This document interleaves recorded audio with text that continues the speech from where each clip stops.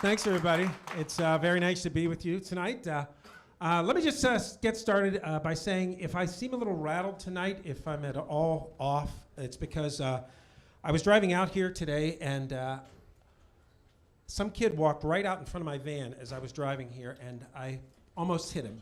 I narrowly missed him. And thank God I looked up from my phone when I did, because one more right swipe on Tinder and that little kid would have been toast. It wasn't all my fault. He wasn't paying attention either, just like every other kid. What was he doing? Staring at his phone, right? So I got out to make sure he was okay. I thought it was a phone. Turned out it was a book. Oh my God.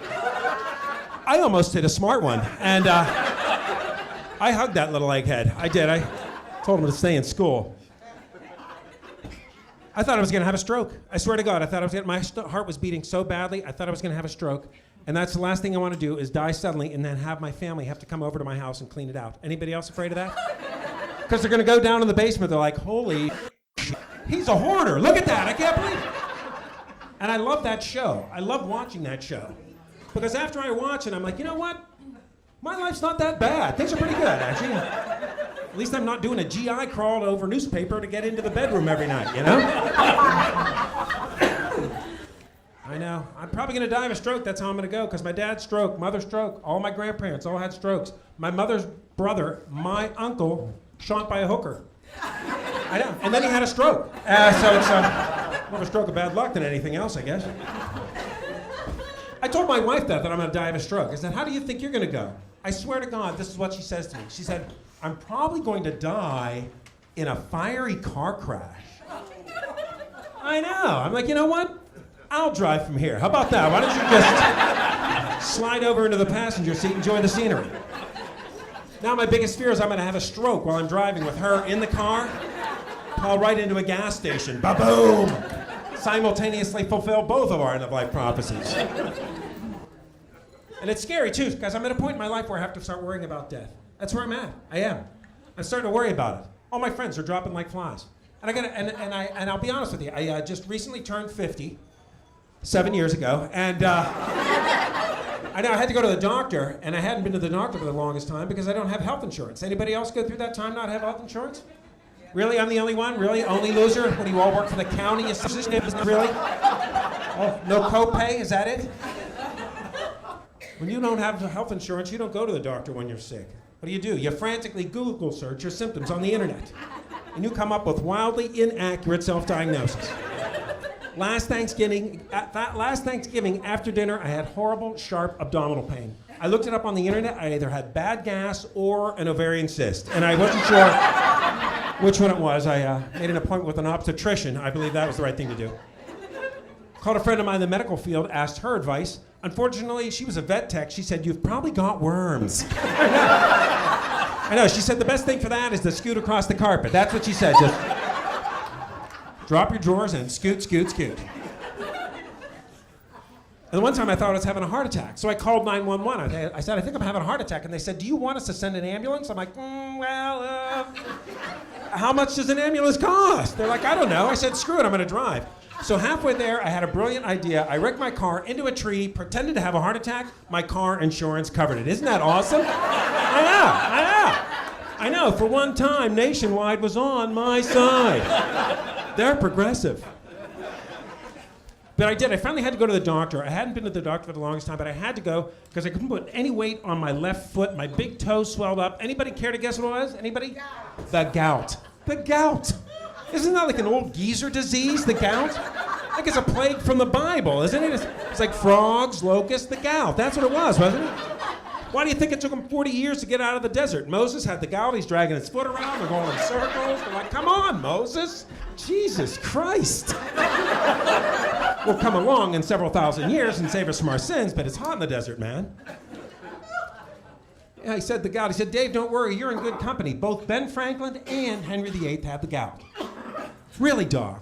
Can you come up with somebody from the 21st century might have had the gout? Whose portrait wasn't painted? He said, my blood pressure was high. It's 140 over 90, and I know that's not good. He said, we're going to get that high number down. That's the systolic number. Don't worry about it. It's the low number, the diastolic number. That's the one you have to worry about. Found out why you have to worry about that. It's got the word die right in it. That's why you have to worry about it.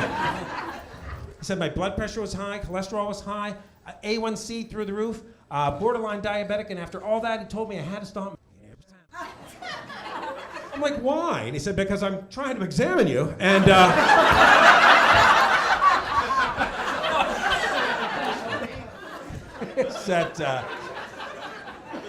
that would explain the high blood pressure, huh?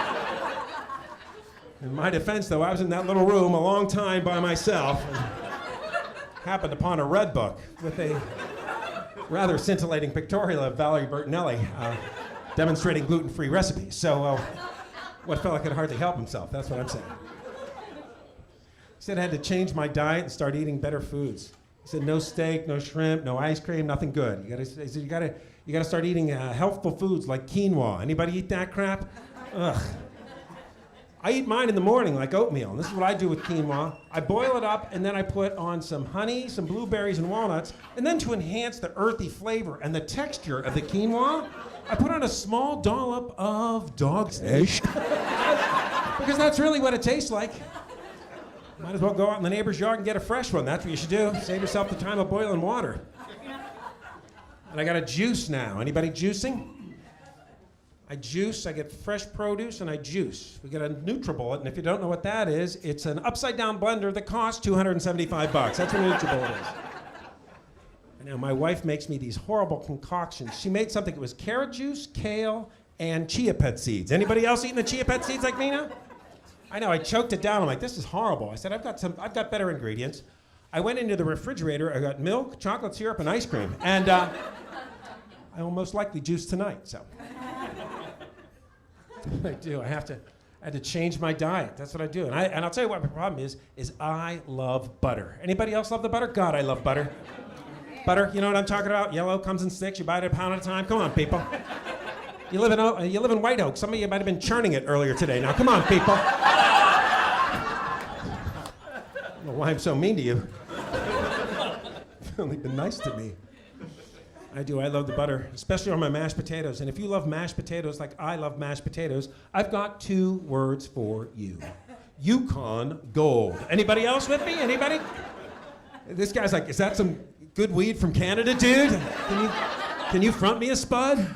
It's a hell of a potato. It's so good that when you mash it up, it actually looks like butter. And I will tell you what I do with my Yukon Gold potatoes. I peel them, I boil them, then I place them in my KitchenAid mixer. Anybody else got the KitchenAid like me? Anybody? Nobody's got the KitchenAid. Really? Is that the way it's gonna be? One lady, that's it? Anybody else? What about you, sir? What kind of mixer do you have? He's like, I don't know what the hell it is. I just punch them, damn potatoes. I punch them down.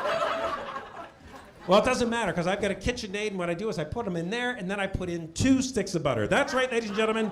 8 potatoes, 2 sticks. And then I use the half and half. Forget 2%. Forget skim milk. If I can't find half and half, I go out in the field, I find a damn cow. I'm like, get in there, get in there, get in there. And I mix them up, people, nice and smooth, nice and smooth. Take a big scoop, put them on my plate, then I take my spoon, and I make the lake bed. Anybody else make the lake bed? Of course you make the lake bed. Everyone makes the lake bed. Some people call it the well. Some people call it the dam. I asked one fella from West Virginia what he called it. He's like, I just call it the butter hole. Butter hole? I don't want to eat anything with a butter hole in it, do you? Just doesn't sound very appetizing. Butter hole. I asked one woman what she called it. She said, oh, I call it the nest. I said, why would you call it that? She said, I put my peas in it and they look like little eggs. You're insane. That's what's wrong with you, lady. You're just crazy. Can't imagine what she calls it when she puts corn in there. Be the cornhole, people. Now, come on, this isn't rocket science. These are really easy jokes. Jesus. Well, I do. I take my spoon, I make the lake bed, then I take another big glop of butter, and I drop it in. Then for me, I close it up. I work around it for a little while. Come back a few minutes later, hit it with a fork, bam, butter volcano. Love it! I am. But my doctor says my cholesterol is very high. And I now have to find a butter substitute. And I found this stuff. It's called gravy. It's unbelievable. It looks like lava coming out of the potato. It's awesome. But I can't do that anymore, and I'm down. I'm down 18 pounds. Not bad, not bad. You don't have to applaud that. I can thank my wife. That's who I have to thank. I have to thank her for putting me on the right path to health. That's what I got to do. I really do. Because I just recently got married. I will tell you this. We met online on one of those free websites. I don't know if you've heard about this one. It's Craigslist Casual Encounters. Anybody? Joking. I've never met a woman on Craigslist Casual Encounters. Oh, they look like women when you pick them up. You get them home, you're like, hey, look at that. Hey, we match. Oh, let's get this over with. I bought dinner, didn't I? I believe I mowed something.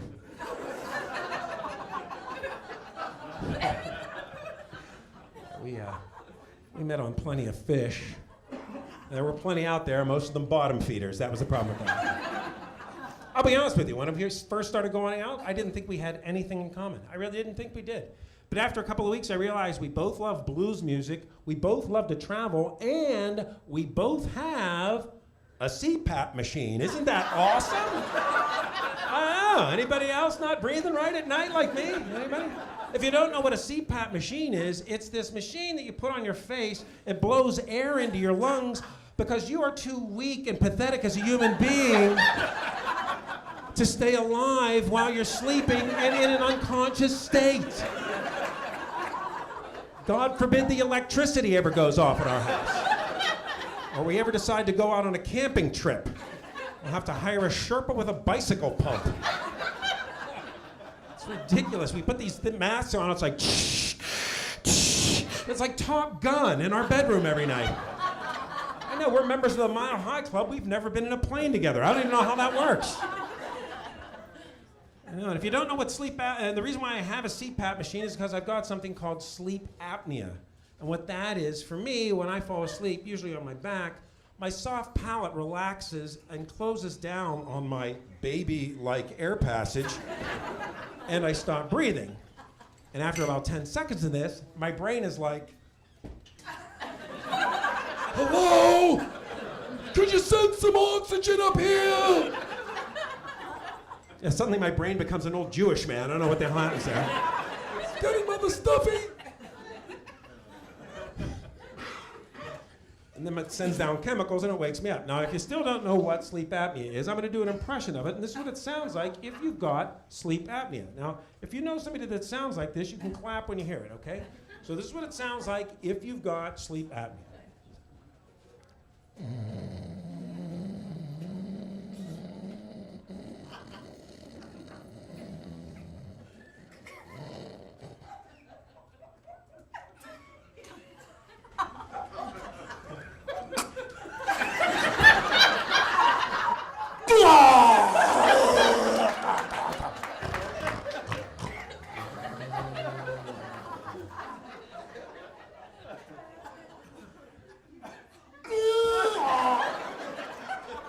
Somebody that sleeps like that, you gotta get them a CPAP machine or they're gonna croak.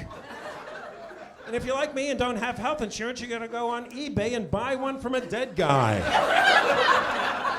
Or go to an estate sale in a nice part of town. You don't want to go to a yard sale at a trailer park or at a flea market. You end up with getting SARS or Zika from your CPAP machine.